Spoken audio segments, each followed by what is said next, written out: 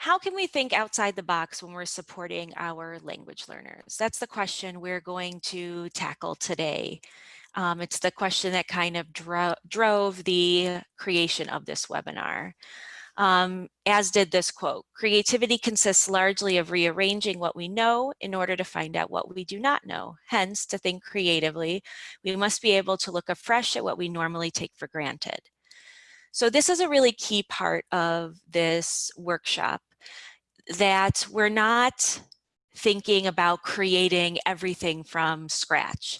When we set out to develop this webinar, we really wanted to make sure that we were focusing on how can we take the things we already have in our classroom or now in our home, and how can we take the stuff we already have and just repurpose it, think about it in a different way, use it in a way it's probably not intended to be used, and just kind of remix things and figure out how we can take what we already have and use it in a new way to support our English learners. So we know that, Michelle and I especially know that teachers, and especially teachers of language learners, don't have the time to sit around and create everything from scratch.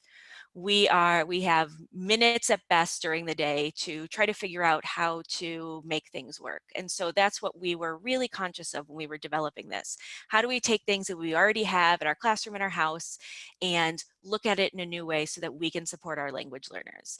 And we're going to see that here today, because when I had to remix this workshop from face-to-face into a webinar and an asynchronous module, I had to repurpose a lot of things. I repurposed a lot of slides, repurposed some of our activities. I had to look for materials in my house that were similar to things we've already done that we needed in the workshop, but were at my office, so I can't go get them. So there's a lot of remixing already going on, so I'll try to point that out as well. So the question is, we're going to ask right now, is everything a remix? Is everything we do sort of a remix of things we've already done or things we already have? So here's a thing that I remixed myself. In our office, Michelle and I have a game called Disruptus, and in the face-to-face workshop, we play Disruptus. And Disruptus is a card game. It has different visuals on cards, and in the game, it asks you to create, improve, transform, or disrupt. And so when we create, we take 2 cards, and we can take any element from each card and use that to create a new object or idea. When we improve, we take 1 card and we look at it and we say, how can we add or change elements on that card to improve the idea or the object on the card? When we transform, we take the object on the card and we use it for a different purpose. When we disrupt, we have to look at the picture, figure out what the purpose of that image is or that object is, and come up with a completely different way to achieve the same purpose. So it starts to kind of warm up our brains to think about how do we remix things, instruction for our students. This activity helps us kind of get in that that frame of mind. So Disruptus is in our office, so we couldn't go get it, or I couldn't go get it because I live an hour away. So what I did was got something that you might have, that I have, these photo cards. And so you've probably seen them. They're for like language development and different things. So I grabbed some photo cards, so we'll use those for our, we'll repurpose those. Okay, so I'm shuffling the photo cards. In the workshop, when Michelle is doing this activity, I usually thumb through and find the worst cards for her, make her always like improve something like a toilet or something, but I'll be nice to you guys. So let's practice creating. I am going to take 2 cards, and then I'm going to have you take a couple minutes and think about any number of elements from each card and use them to create a new object, okay? So our objects are,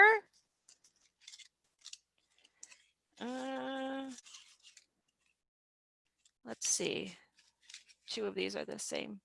Okay, here's our objects: a notebook and a lamp.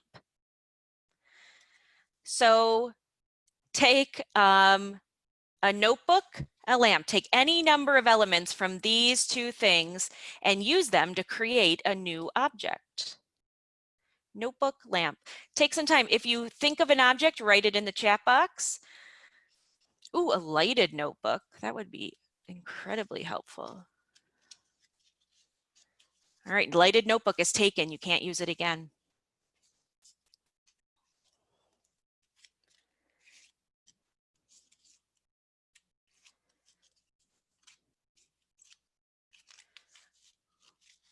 A shadow puppet box, like it. Ooh, a springy nightlight. Awesome, I like that. Taking the spring part of your notebook and attaching it to some kind of nightlight. Awesome. A lamp you could write on. I'm into it. You guys are really firing on all cylinders today. A spiral lamp, lighted easel, pages that turn something on or off. You guys are great. All right, take one more minute. Book stand with the light. Yep, that's great. Oh, you guys are on top of things today. All right, let's move on to improve. So how can you make it better? You're going to change one or more elements of this item to improve this object. Okay, ready? Ruler. How can you change the ruler to make it better? How can we improve a ruler to make it better? Write your answers in the chat box. Make it transparent, pliable. Have it read the measurements for you. Nice. Volume in different languages, make it flexible. Fantastic. Have a button to change between, what is it, imperial and metric. Nice. Audio, show conversions. Make it extendable. I think we might have that already, a tape measure. But I could see an extendable ruler would be helpful too. Speaks to me. Ooh, add fractions. Yeah. All right. You guys are doing great. All right. Let's go to the next one. How can we transform? How can we use the object or idea on the card for a different purpose? All right, here we go. Chair. How can you use a chair for a different purpose?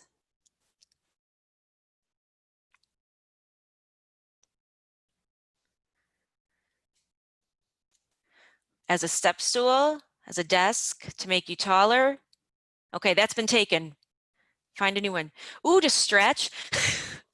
That's kindling for a bonfire. That might be my favorite. Building a fort, an exercise bar, an ottoman. That's a great one. Ooh, a gardening stand. That's a good one. A clothes hanger. Mine might already do that in my bedroom. A prop in a dance. Okay. Make it into art by painting it. Nice. I like that. The art teacher at the school I used to work at paints children's books images on chairs and sells them. So they're very beautiful. All right. Ooh, make a fort. Okay. Ready? We're going to go to disrupt. You're going to look at this picture, grasp what the purpose is, and then come up with a completely different way to achieve that purpose.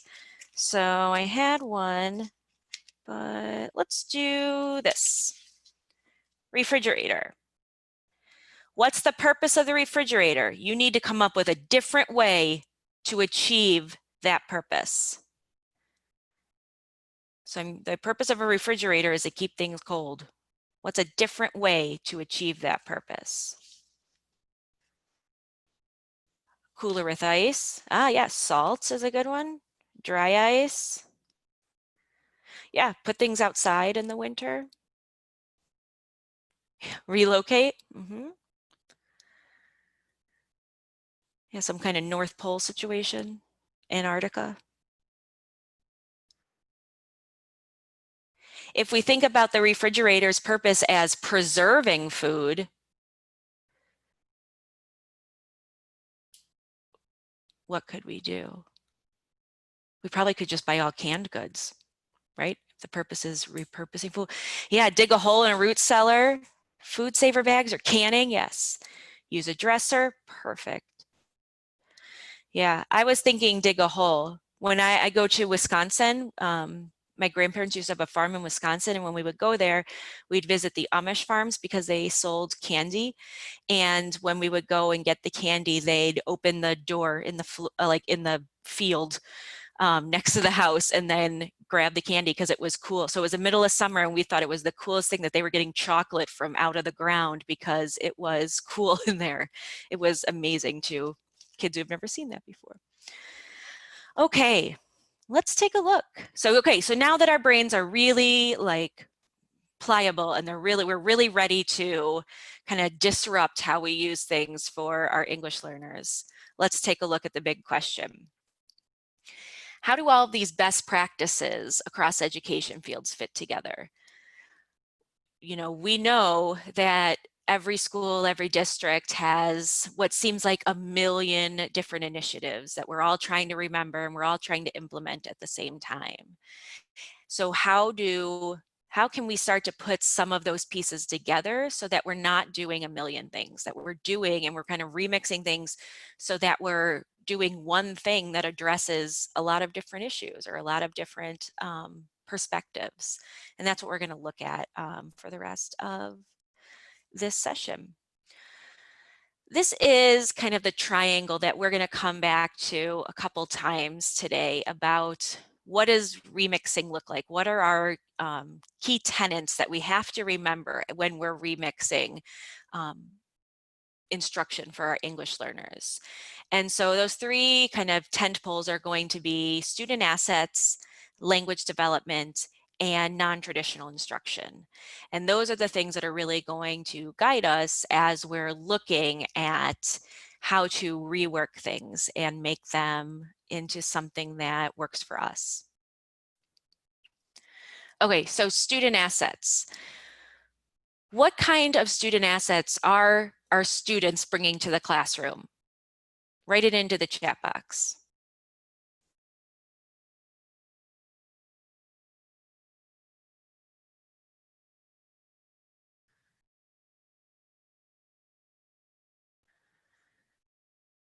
Yeah, curiosity, adaptivity. Oh yeah, they're coming in faster than I can read them. Their background, right? Their prior experiences, flexible thinking, their bravery. Yeah, these are all great things that our students are bringing and that traditional schooling doesn't always tap into. So we're going to keep in mind about how can we take what we know about our students and how can we bring it into our instruction. Okay. The next idea is language development. So when we think about language development, we want to keep in mind a couple things, right? We want to keep in mind we want to keep in mind our students' backgrounds. What are they bringing in terms of language to the table? What is their prior language experience? What's their experience with English? We want to know where they are, right? We also want to keep in mind that idea of common underlying proficiency, right? What the information about literacy that a student is bringing to the table in their first language is going to transfer to the second language. It's going to make learning any additional language stronger. And that's what we want to keep in mind. Anytime we can tap into that home language and anytime we can involve families and strengthen that home language, we are in essence strengthening what they know in English, and we're giving them a stronger scaffold, a stronger framework for how they're going to learn English. And so another idea that we want to think about when we're thinking about language development is thinking about what quadrants are we instructing in. So these are Jim Cummins' quadrants of academic language. And when we think about how we're instructing and what kind of language we're using with students and what kind of language we're teaching students, we want to think about how cognitively demanding is that language and what context is embedded in that language. And so when we look at this, at these axes, we see quadrant 1 is language that's not very cognitively demanding. It doesn't take a lot of cognitive load to, or cognitive, effort to think about this, to learn about this topic. And yet there's a lot of context embedded in the language. So it's not too difficult, and it is, there's context to support. And so context could be, there's a ton of things that could be context, right? In language, when we're talking, it could be visuals that are around to support. It could be background knowledge about the topic or the person you're talking with. It could be gestures, it could be tone of voice, it could be facial expressions. Those are all ways that we embed context into language. Okay, so quadrant 1 is an example of that is like a face-to-face conversation with your best friend. So you see your best friend, and you start talking about, what's going on in their life, what's happening. And usually at this point, someone says, well, what if you're talking to your best friend about, your deductible on insurance, or was it astrophysics?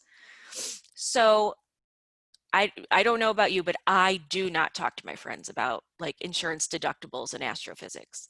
So if you do, try to think of a different conversation with your friend. Try to think of one that's just, shooting the breeze, just talking to each other, seeing how their kids are, seeing what they're doing this weekend, that kind of example. So in that kind of example, that conversation, it doesn't take a lot of cognitive demand. You know your friend, you know the background of your friend. You don't have to start from scratch, in their life story. So you're coming in with background experience, you're comfortable with your friend. And then the context, you're face to face, so you can see their facial expressions, hear their tone, you can see their gestures, you can even ask questions to get more context. So there's a lot of context embedded there. If we look at quadrant 2, that example is like a phone call. So it's with your friend.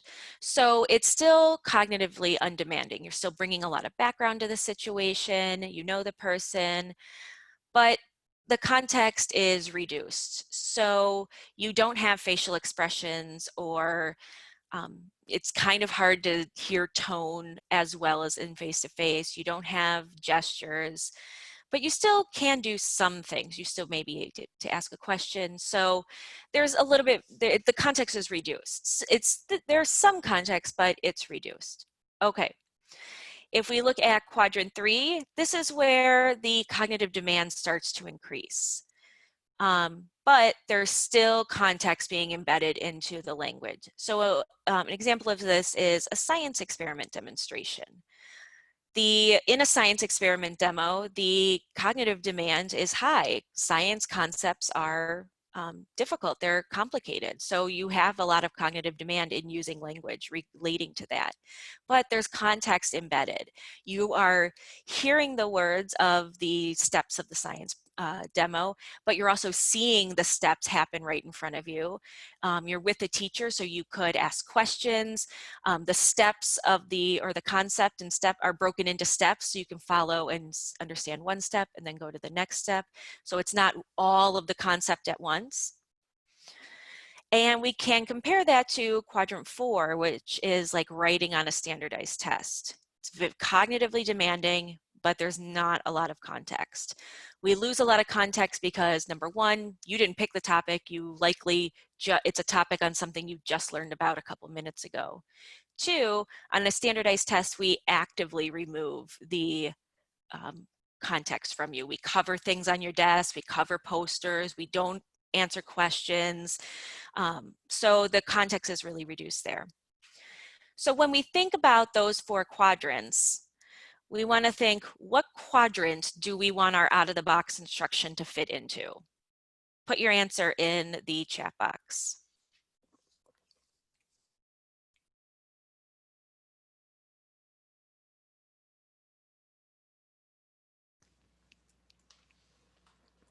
Yep.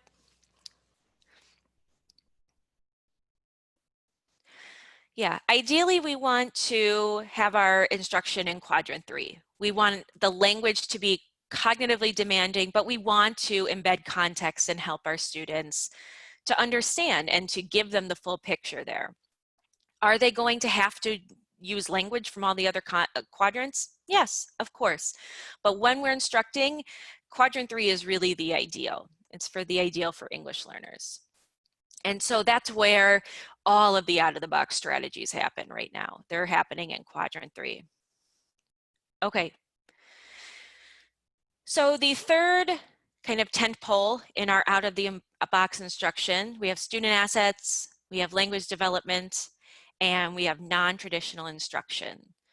And so what does non-traditional instruction mean? To me, it means that we are going to kind of leave our thinking of, like, leave preconceived notions, really leave thoughts of the logistical limitations that we have at school and kind of forget about them for a while and just really use some magical thinking. In the best case scenario, what would I do? So if in the best case scenario, I would take my students to France to visit Versailles to learn about French history, if that's what I would do, if that's my magical thinking, then I can start with that and say, okay, well, how do I transform that idea? How do I disrupt that idea?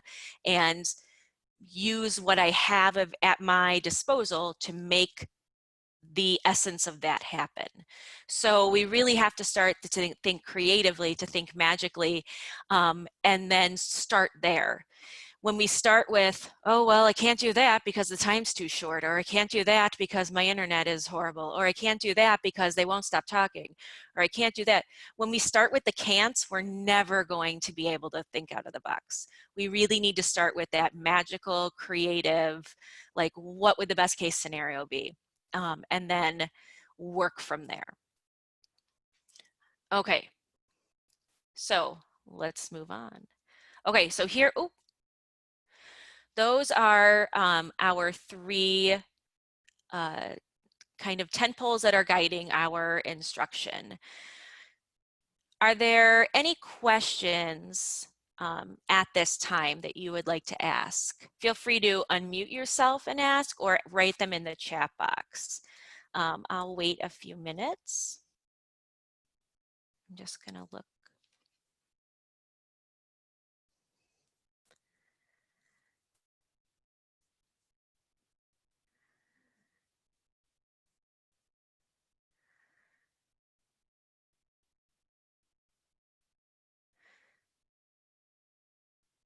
That's a great question. So let me pull that up. So how can we assess prior knowledge in the case of newcomers? So let's think.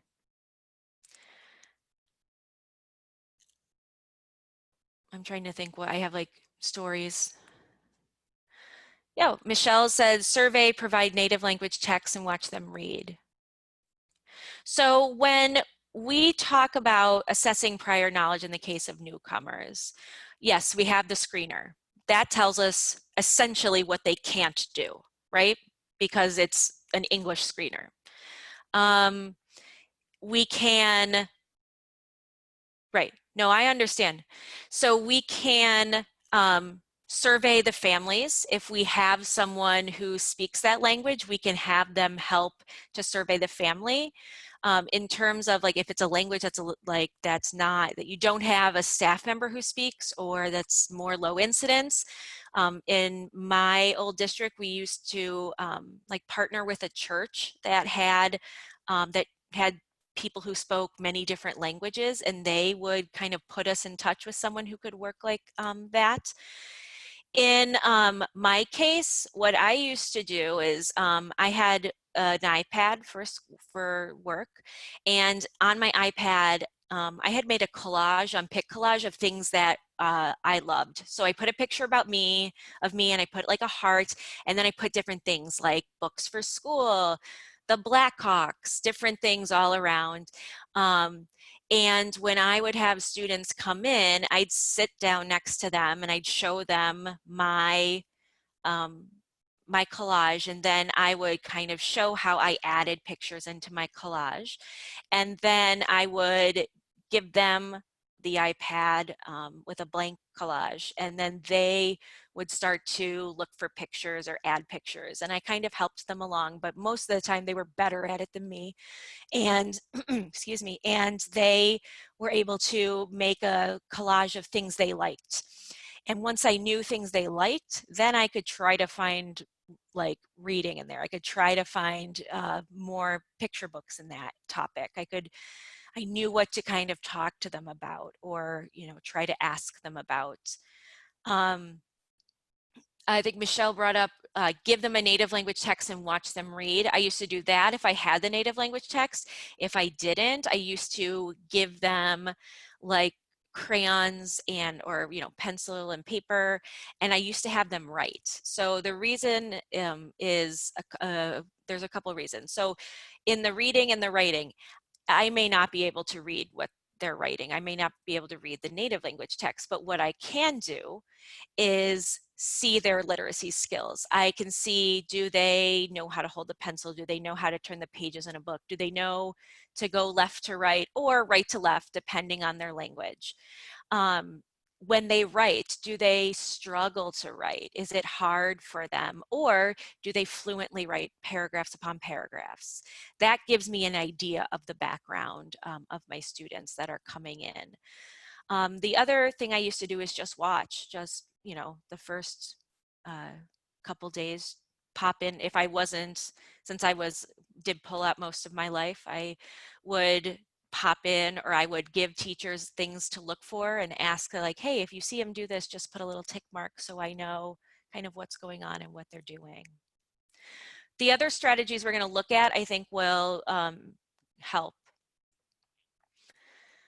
Okay, so Michelle and Elizabeth also added to that with some good ideas. Any other questions?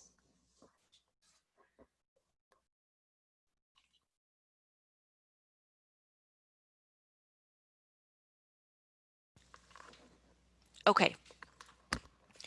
Oh, here. What if they've never used a computer and don't know how to access the materials when e-learning? Yeah. Listen, I'm not gonna like sugarcoat it. The remote learning really puts a cramp in your style.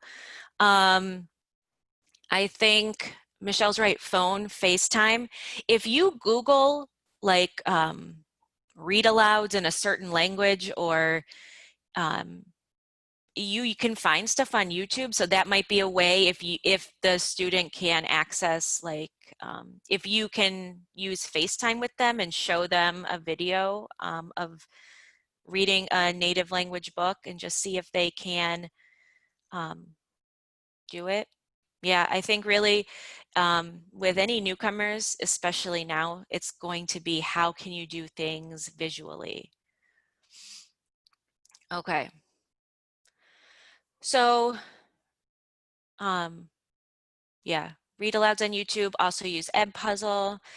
Anytime you can break things up into steps, so if you can do like screenshots and put them on a piece of paper and print them out, if the student needs, you know, paper support there, you could do that. Also check out the resources on that list, on the remote learning list. There's a lot of resources there, and some are devoted for newcomers. Okay, so let's move on. So how can we remix? We're going to look at some ideas of how we can remix, and we're going to use those 4 categories from Disruptus. So here's our first example.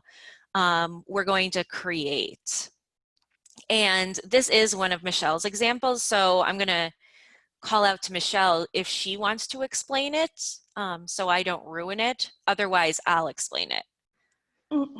Sure, I can explain it, Maggie. I don't want to take credit for your fantastic idea. Ruin it, and we share the credit of all this. Sorry about the stapling sounds in the background. My own son is creating something as we speak. Love it. Um, so if we look at this example and you just look at the top images, these represent materials that you might have. Certainly if we think back to the classroom, a kindergarten classroom or something like that, you might have mega blocks, but how do we currently use them? Currently use them for recess time, maybe for math, um, for giving students a brain break, things like that. Now, if we think about the content and we're thinking about something that we might often do, we might pair students with pictures of vocabulary related to what we're learning about. So in this example, learning about plants and growing things and the life cycle, things like that. So in this example of create, you take two things, like how earlier we took, what were the two objects, the lamp and the notebook? Yes. So like earlier, you took the lamp and the notebook and you reimagined how they could be used together to serve to kind of do something new. In this case, in the classroom, you would take these mega blocks, take something traditional like practicing vocabulary with picture cards. Now, while practicing vocabulary with picture cards can be helpful, it's not all that fun and interesting. It's pretty traditional if we think back to swinging towards the route of non-traditional, that being our goal. So on the bottom, you can see a picture where blending the two together reimagines this activity. So now students can physically connect the vocabulary words and show their understandings of what two things go together. And so then we work on building language with using the vocabulary to explain and also giving them an opportunity to write. Thanks, Michelle. And I think it's important to note that while the example here skews a little young to kindergarten, this is an idea that you could easily scale up to grades in middle school or high school, especially with language learners, right? You could borrow the mega blocks that someone's not using or that were your child's old blocks and put pictures of different vocabulary words, whatever you're working on, or different concepts. And you could give each student a block and then have them find their match.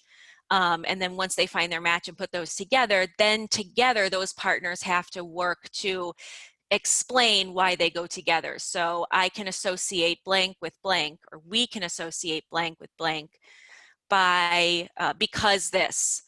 And then have them switch again and see if they can find someone else they can associate with. So you can, I think this is something we tried to make sure that these were something that you could imagine doing with older students as well with younger students. Okay.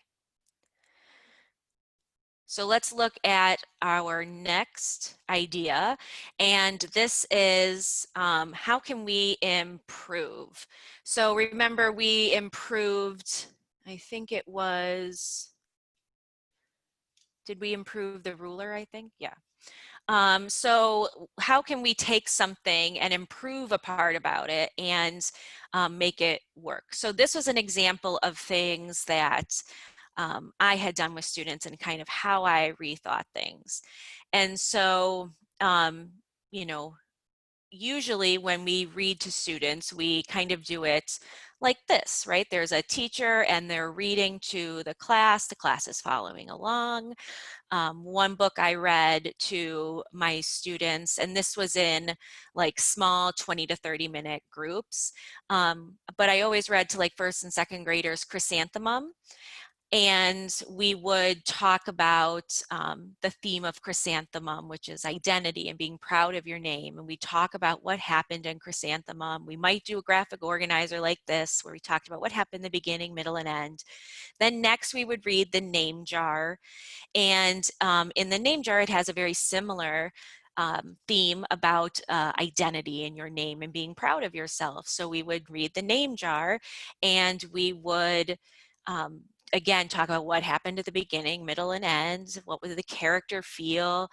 And then when we were done, we would do a Venn diagram, and we would say, you know, how is Chrysanthemum the mouse the same as Yunhai, the girl in the name jar, and how are they different? And then we would kind of, you know, that was the end of that unit. And this was all in 20-minute sections. So a couple days we read the book, a couple days we, you know, we worked on it, a couple days we read the name jar, a couple days we worked on that, and a couple days we did the comparing and contrasting. So this, you know, this probably was like, you know, 2 weeks of groups.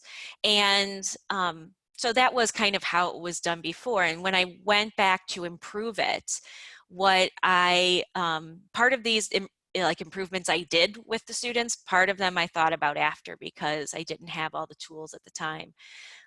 So one way I improved it is instead of as we're comparing and contrasting, having students just write sentences about comparing and contrasting, what I would do is have them explain their compare and contrast sentences using an app like Telegami or ChatterPixKid, or a website like blabberize.com. And if you're familiar with those are all like avatar-based speaking tools. So students create an avatar. In Telegami, it's a person. In ChatterPixKids, it could be anything. So we would usually do pictures of the characters in the book, and you draw where their mouth should be, and then the student records their ideas. So they would say, Chrysanthemum and Yunhai are the same because blah, blah, blah, blah, blah. Chrysanthemum and Yunhai are different because blah, blah, blah, blah, blah. And instead of the student's face being out there and being vulnerable, it's the character's face, or it's an avatar. And so they get to practice saying something, re-saying it over and over again, but they're not really nervous because they're protected. They're behind that cover of an avatar. So it really is a lot of good, you know, content practice, but also a lot of good oral language development. And then in the what do we call it? Right here. So these were some of the sentence frames that we would use while we were talking in Telegami in ChatterPixKids. Those sentence frames are in the bottom left. And some other things that I would do to kind of improve this over time, ideas I've had is, you know, you can have students go in and I have students in a Padlet go in and take a selfie of themselves and write the story of how they got their name. So they have to go ask their parents the story of how they got their name, and or if they like their name, I've had them write that before. So these are all kind of just little examples that students can do to kind of just improve what we're doing. So now we're adding a lot more oral language practice. Students, we're lowering affective filter kind of all at the same time while still getting to the same theme and practicing the same content areas. Any questions with that one? You can unmute yourself or you can type the questions in the chat box.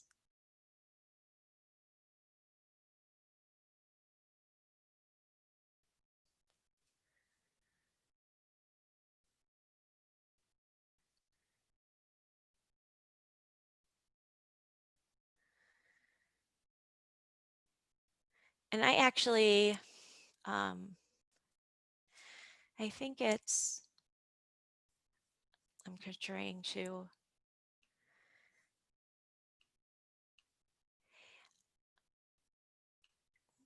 on my website, which is MaggieEssig.com, I have a hyperdoc of this activity if you're interested. Oh, that's distance learning. Here you go, hyperdocs, this compare and contrast one. So it's MaggieEssig.com/resources, and I will write it in the chat.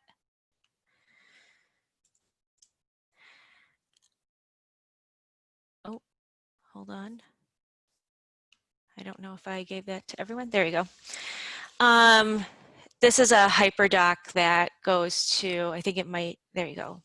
It kind of walks through how I've improved that lesson. And these would be, each little idea is kind of like a 30-minute group idea. So if you want to read more about that, or kind of take a look at how I've reimagined some things. Okay. let's keep going. All right, so now we've finished improving,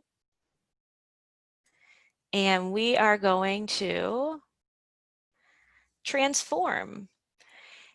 And okay, so when we transform, our example that we had used in transform was, I believe it was the chair. And what we're going to do is, or what we would do initially is if we were transforming, or if we were talking about solids, liquids, and gases, right? We kind of know the activities we do when we're talking about solids, liquids, and gases, right? We might fill out a graphic organizer.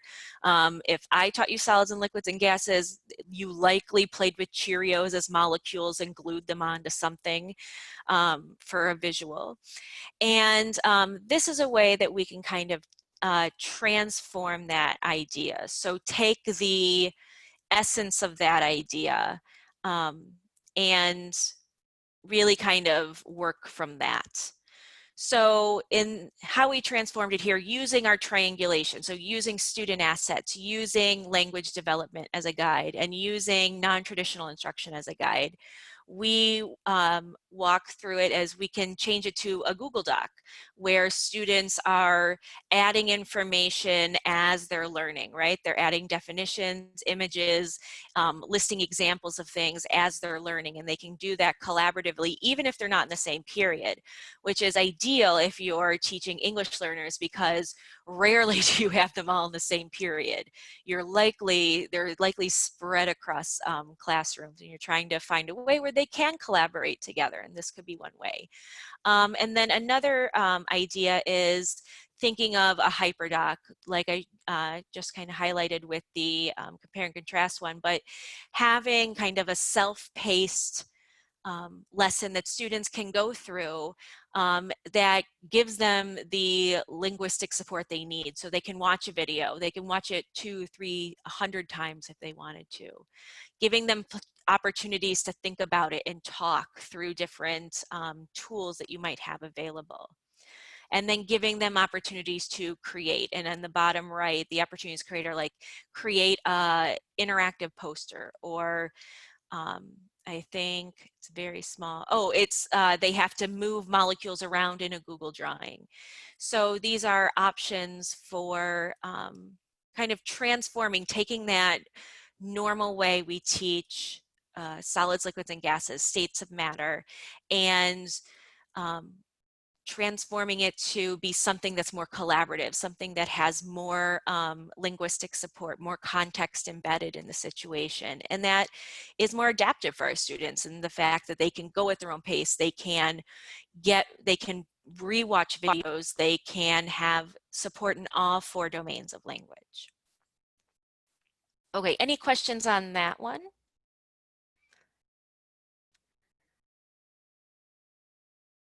I'll give everyone a minute.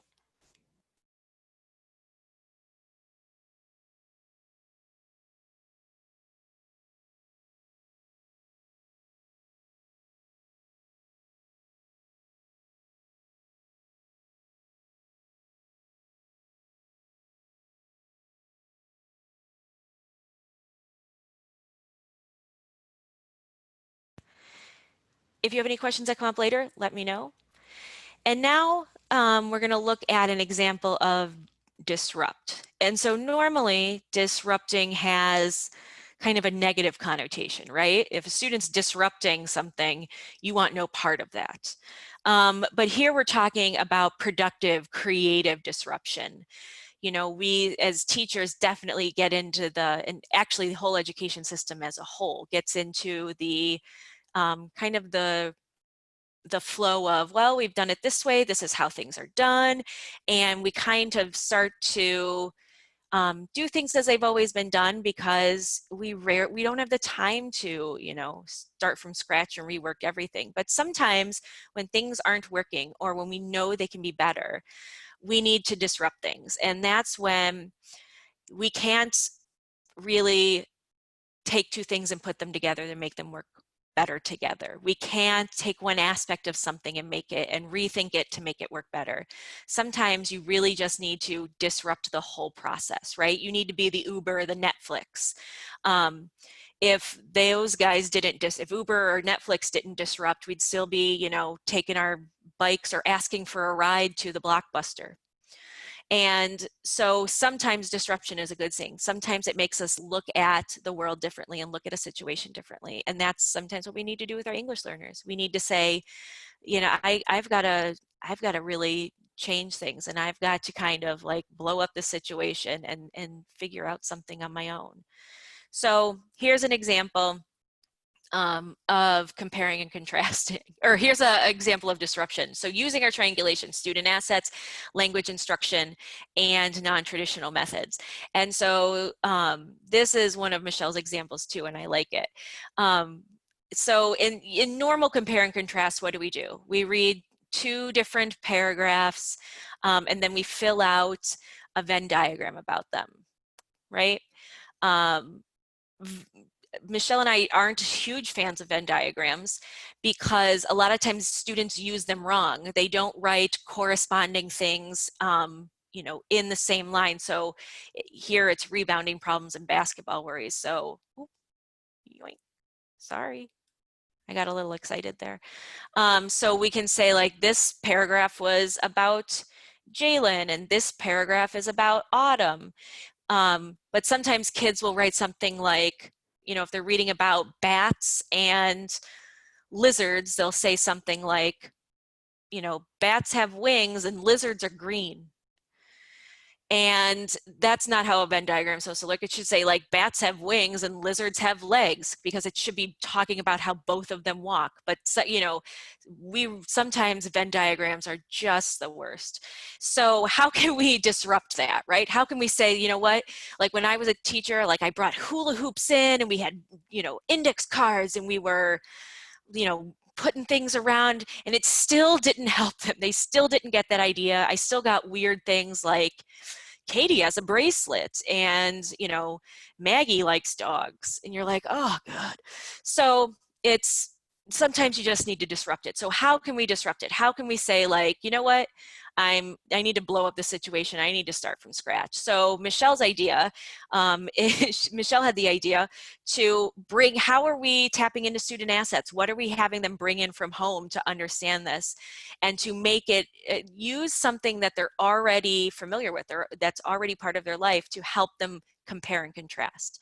And so what she did, her idea is, she one day was looking at the back of a shampoo container, and she saw the thing in the bottom right corner where it was explanations or text in English, and then below it in Spanish. So what she said was like, well, this is what we should compare and contrast. This is something that's in their home. Students are bilingual. They're speaking English and Spanish. And how can we have them compare and contrast that? And so bringing in more of a linguistic lens on comparing and contrasting. So why is it longer if you write it in Spanish, this phrase longer if you write it in Spanish than if you write it in English? What does, when we're comparing, what words are cognates? What looks similar? What, what looks different? Is someone trying to come in? Oh, okay. I thought someone wanted to add something or ask a question. Okay. So that was Michelle's idea. Like, how can we disrupt this? How can we kind of, stop always using paragraphs in things they don't care about to learn how to compare and contrast? How can we take something, have them bring something from their home? So if we look at a shampoo bottle, then we say, all right, I want you to go home and find something that has both of your languages and bring it in, and let's compare and contrast that. And let's look issue, or item to item, and make sure we're doing we're comparing features evenly. Okay, so any questions on that one? I'll give you a minute.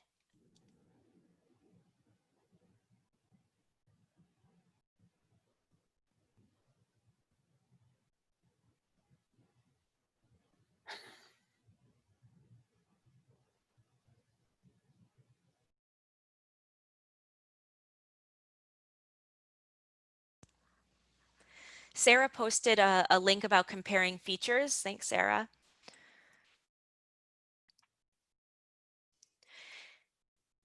Yes, yeah, if you have a lot of a lot of different languages, I would say have everybody bring in something and have them look at it. We can lead them through, you know, what's the, what things look the same, what things look different. You don't need to be able to speak or read both of the languages to be able to point out things that are the same or things that are different. And again, this is to help students just learn those skills and strengthen those, that compare and contrast muscle before they inevitably have to compare and contrast text. This is to help them, strengthen that skill.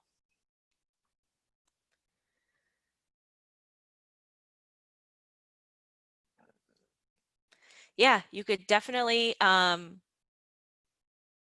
you could also celebrate or also do, bring in like compare and contrast celebrations or family traditions. You could have students go home and ask their parents about, how do we celebrate birthdays? How do we celebrate the new year? And have students come in and explain to the class or explain what they do.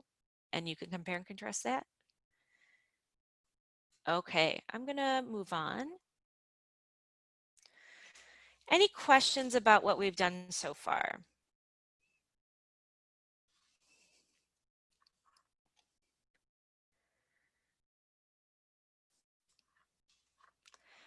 Okay, so I'm going to kind of give you an idea of what the rest of our time is going to look like. I am going to walk through the independent work that you have to complete to receive your 5 hours of professional development. So to receive your evidence of completion, what you need to do. So I'm going to walk through that. Then after that, you're free to go work on that. Or you can stay here and you can ask any questions about things we talked about in the out of the box webinar, or things that any other questions you have about English learners, because I know a few people had some questions in the chat box. So that's what we're going to do. So in the face-to-face version of this workshop, what we have you do is we would kind of break here and then we would have you do a breakout, and as an example of an out of the box way to instruct students. And what a breakout is, it's like an opposite escape room. So, an escape room, you're locked in a room and you're trying to break out. In a breakout box, you're outside, but you're trying to break into a box.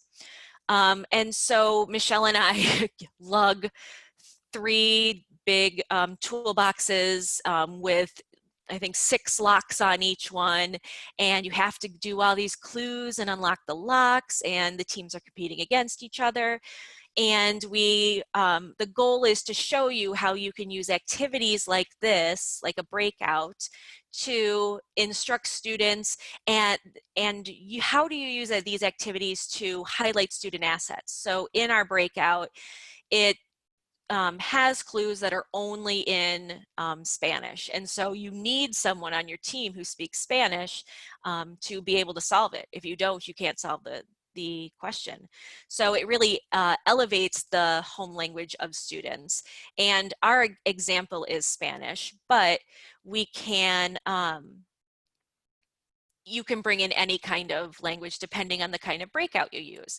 And Christina put in the chat box the link to the breakout website, which is fantastic. And they have a lot of resources and a lot of free breakouts that you can take a look at. The other resource that I always suggest people check out is the Breakout EDU Facebook page. And on the Facebook page, it's just a community of tens of thousands of people who share their breakouts with people for free. And so if you say, I need an ELL breakout for 11th grade about money, anybody have anything I can work with?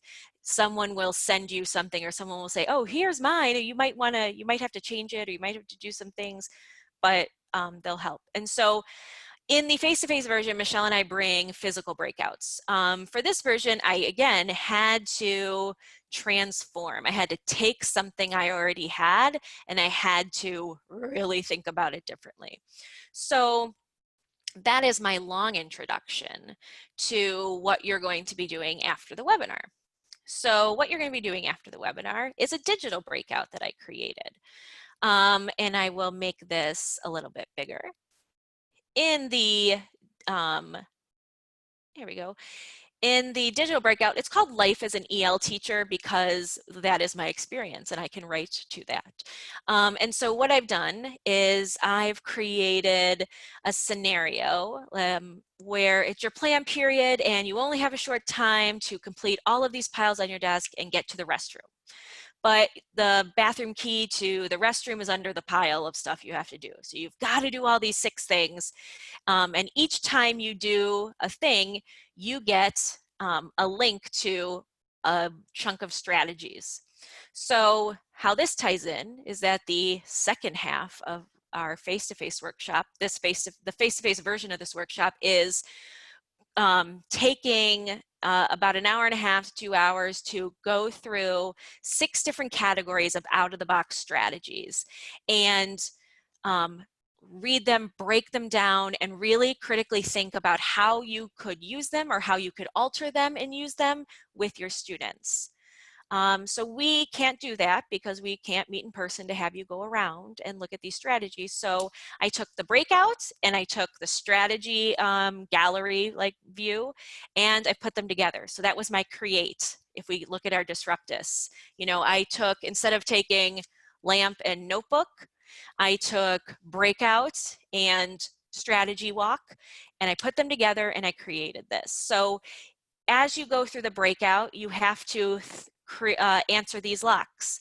When you read a clue, so you have to read a clue, it'll give you either some resources to look at or something you have to do, and then you go to this form and you try to guess what the code is to get to open the lock.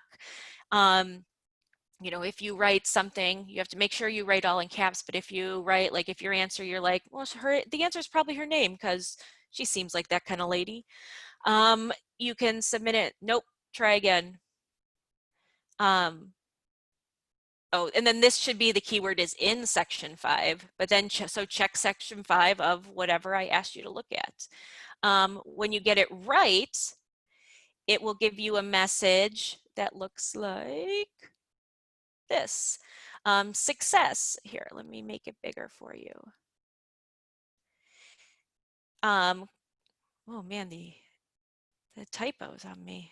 Copy and paste this URL into your browser to access this section of strategy. So you'll get a bit.ly that you can click or copy and paste into your browser, and that will give you that section of the strategies. And the strategy sections are playful and connected, higher order thinking, fine arts, tactile learning, share your voice, and roots in language. And so each time you crack one of the locks, you'll get one of those categories of strategies, and they're in a Google Doc, so you'll be able to make a copy and keep them for yourself for forever. And then if we head back to what you need to do, so you're going to complete the digital breakout. You're going to go through, finish all of the things. And then once you have, do you have all 6 categories? Then congratulations, you've successfully completed it. Once you're done looking at the strategies, you have to go to the strategy exploration document. And that is the one I just showed you. Oop, not that one. The Zoom controls got in my way. That's this one. So you'll go here. It will, if you use this link, it will prompt you to make a copy. So you'll have to, it should at least. Yeah, it'll prompt you to make a copy. If you go to So many links, so many tabs, just like my brain. This one will force you to make a copy too. So you only need to make a copy once, but then it'll be yours in your drive. So you're going to go to this and you're going to read these instructions. Read the strategies in each category. So read the playful and connected strategies. Then in this box, after you've read those strategies, you need to show or tell how you could use or adapt a strategy from that category to use with your students.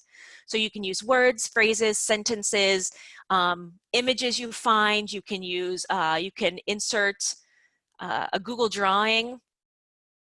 I will go over these instructions at least 5 times, so don't worry. And they're written here for you. So I will go over this again.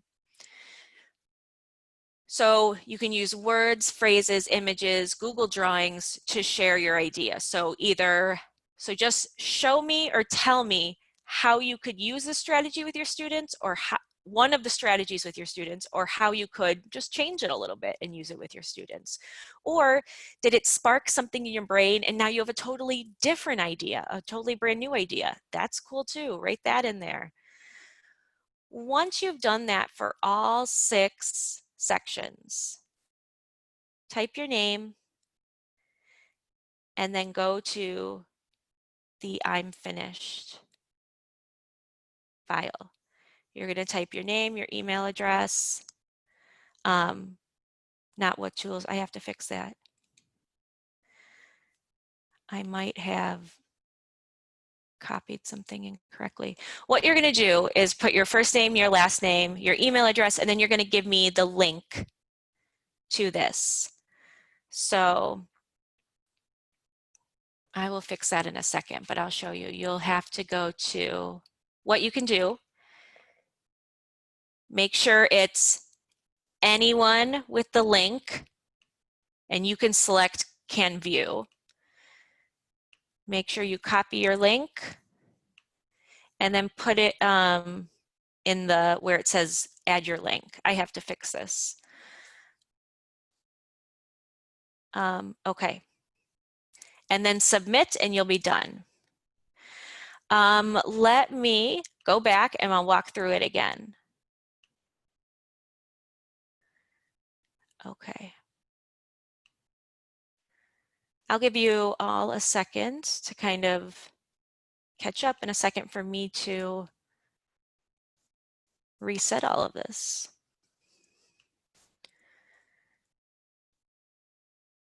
Okay.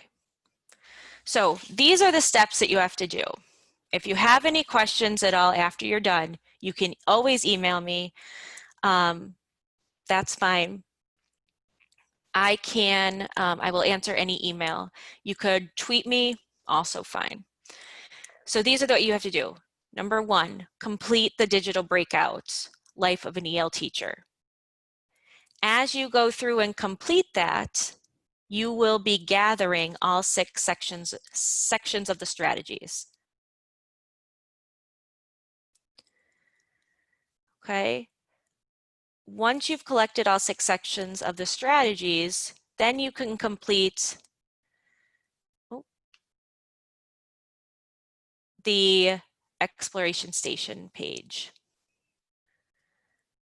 Once you're done with that, you fill out the final form and you're all done.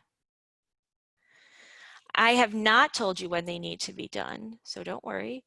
You will have 2 weeks, and let me make sure this is big enough for you to say.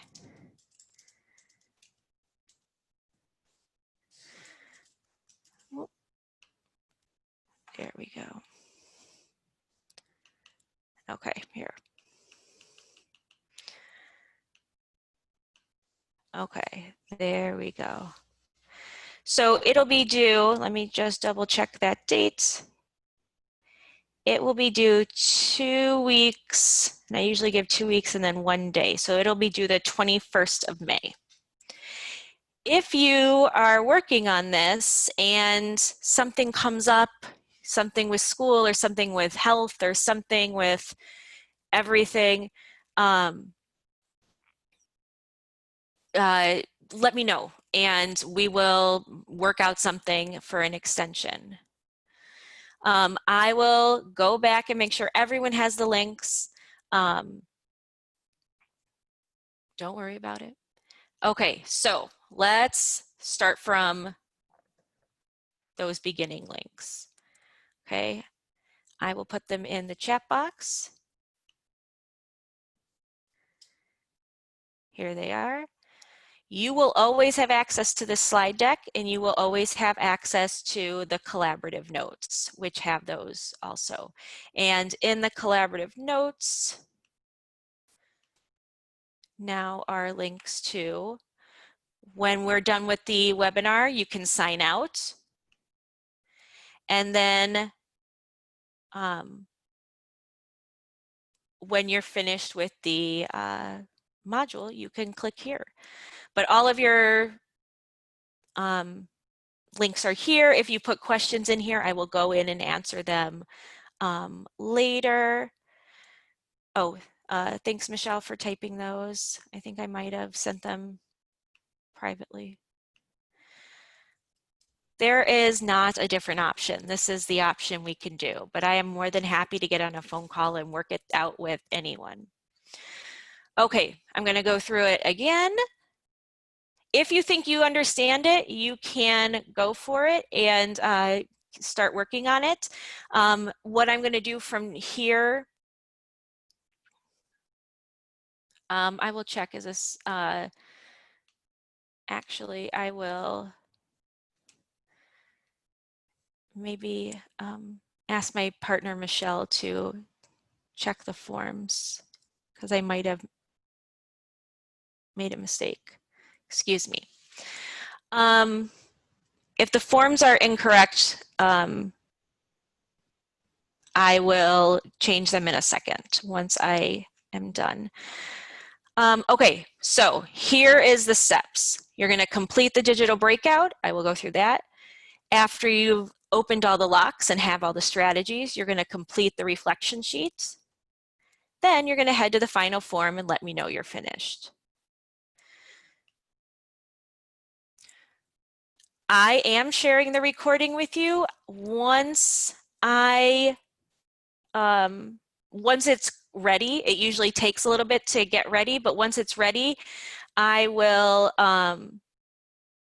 head on over here and I will put the link to the recorded webinar. Once it's ready, I'll also send it via email. Okay, so these are our steps. So let's walk through it in a little bit more detail. So in the life of the breakout, so this is the first thing, you have to complete this. This is the scenario. It says you only have 30 minutes. That's just the just part of the scenario. Part of a breakout is that it's kind of timed, so if you don't get it done, you don't kind of get the prize, but it's more of an internal motivation. I linked a timer here, so if you want to time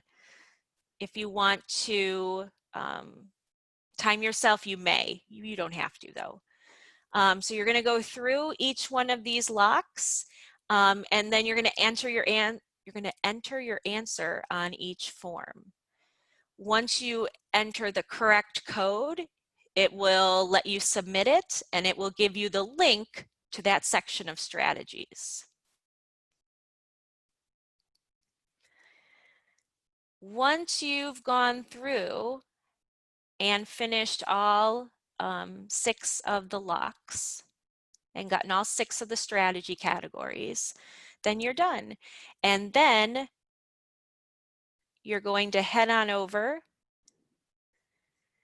to the reflection document. And let's make that a little clearer. There you go. And what you're going to do is read a category. You're going to think of either how you might use a strategy in that category with your students, or how you might adapt a strategy. You could also say, this made me think of how I'm going to create a similar strategy or use something in my classroom differently. I really just kind of want to see your thinking after reading those strategies. You can use words, phrases, sentences. If you want to put an image, you may. You can put a Google drawing in there if you'd like. So once you've done that for all 6 categories, put your name, head on over to the finished document, and you're going to put your first name, last name, email address, and then you're going to copy the link. Okay. And then that's all. Then you'll get, after that, after you submit this form, you will get an email, and that email has the link to the evaluation. I really encourage everyone to complete the evaluation. That gives us good feedback. And even if you don't need the CPDUs, I would ask that you fill out the evaluation. Once you fill out the evaluation, that will give you your evidence of completion. Okay, and if you have trouble with any of those steps, like if something doesn't work or doesn't open on your computer, or you need you need help on any one of those steps, feel free to email me. My email is on the collaborative notes. It's also on this final slide. You can always ask me there. Okay. And then once you have all 6 of those strategies, you'll really have a good idea. You'll have all of, I think it's between 5 and 7 strategies per section. So you'll have at least about 40-ish slides or strategies, out of the box strategies to get started with.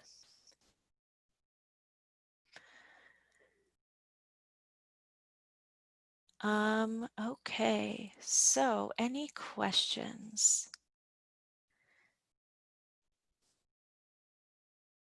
If you want to unmute yourself and ask a question, if you want to type a question, feel free.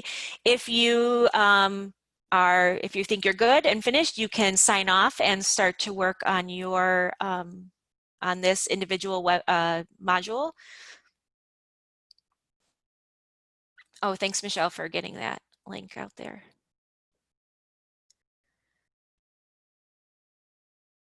But that is all we have. I'm going to stop the recording now so that the video can start to process. And